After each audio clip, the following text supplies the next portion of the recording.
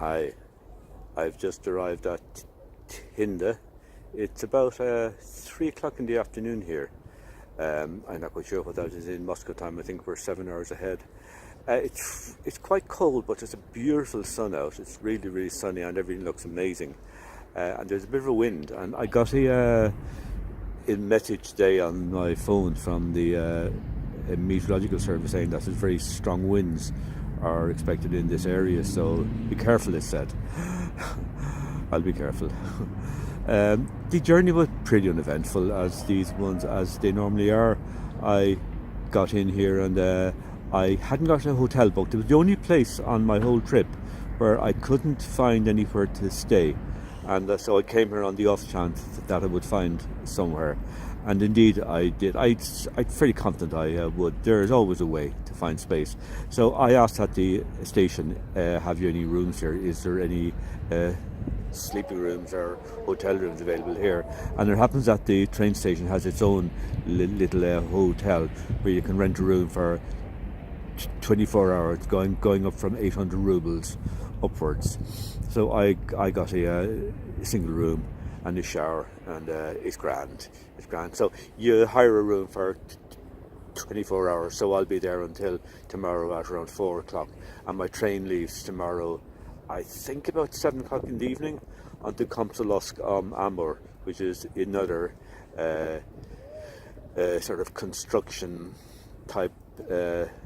It's a town based on the BAM railway line. So I'm just going off now to have a bite to eat and to see what this place looks like. In the background you can see the station, quite an amazing station actually.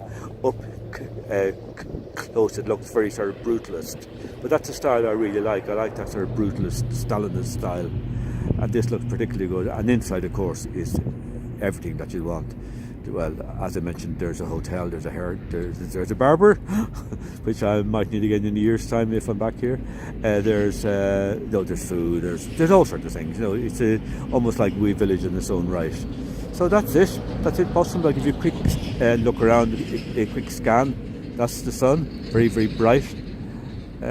So there's a big square here, and over there is a train, an old steam train. I don't know if you can see it. Oh no, sorry, it's behind me.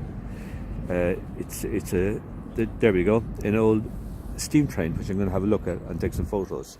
Not that I'm into trains. I'm not into trains. I've got no interest in trains as objects, but I'm interested in a transport as a social. You know, as the social history, the social and the political history of transport, and how transport helps people, and how it helps countries grow, and how countries grow along the transport lines, and that's very interesting. But trains themselves haven't the slightest bit of interest in them. They're just things that get you from A to B.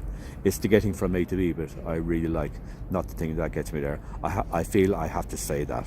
I have to say that I'm not a train mutt. I do wear a anorak, but that's about it. And I don't take down train numbers. Well, I do occasionally, but my reasons are completely pure. Okay, possums, that's it really. I'll be back in touch again ASAP. Bye for now. Lots of love. Bye for now.